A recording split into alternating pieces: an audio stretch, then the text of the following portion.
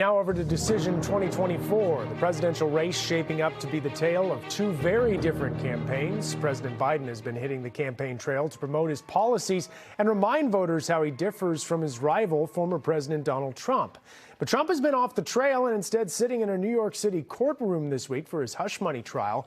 It all comes less than 7 months out from the general election. Let's bring in NBC 10 political commentator Sue O'Connell. Sue, we have a new New York Times Siena poll out, and the question is, if the election were held today, who would you vote for? You see it on your screen. Trump wins by 1 point when the race is just between him and President Biden. Trump received 46% support, while Biden got 45%. That's an improvement for Biden despite lingering concerns about inflation and the Middle East.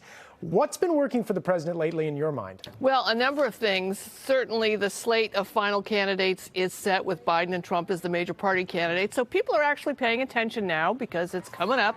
And it's not so much what Biden is doing, but what is Trump doing? Trump obviously in the news a lot lately. Look, he's been incoherent in his campaign speeches. He was meddling with Congress and he prevented that border deal. And his daily court appearances are not going well for him. So Trump is actually reminding people what Trump is like. And Biden has had the opportunity to be presidential. Obviously, the tragedy with the bridge accident and then the attack on Israel last week, Biden is actually appearing like a president. So the comparison here is definitely helping Biden. So we've talked about the current commander-in-chief. Let's talk about the previous one. What has and hasn't been working for Donald Trump? Yeah, so the inflation crisis and the chronic Middle East problem, that helps Trump because it keeps going on and it hurts Biden.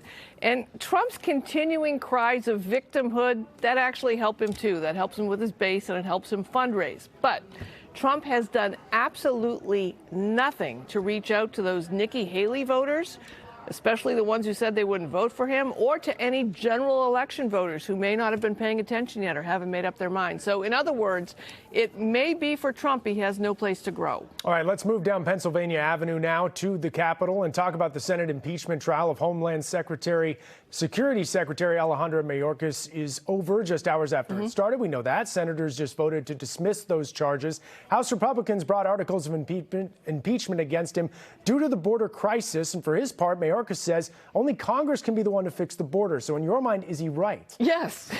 Congress is the only one who can fix the border. It's always been the case.